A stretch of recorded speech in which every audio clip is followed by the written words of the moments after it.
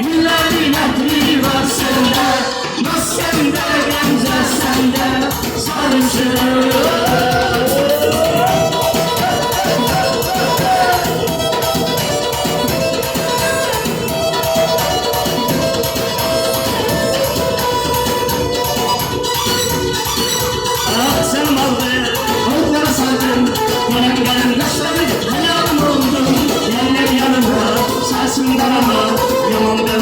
Sen güzel bana, sen oldun, onları saldın.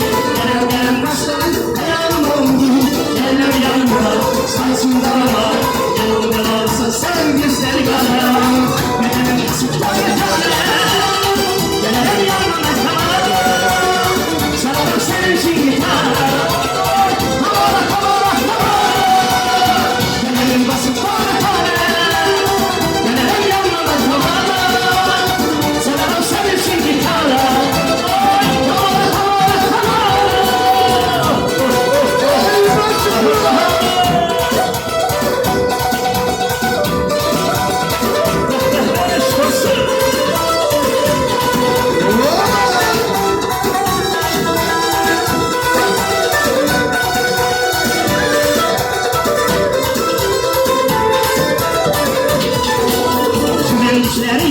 Saktılar beni, rızkasın yedi, tuttular beni.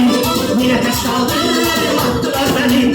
Düştü gözümden, kuralar dostum. Dostum dostum, sen var dostum. Yaman denmiş, yalan dostum. Sevgiye verdim, getirdim beni. Çok sakın dostum, sen var dostum. Dostum dostum, sen var dostum. Yaman denmiş, yalan dostum. Sevgiye verdim, getirdim beni. Başım, ben dostum.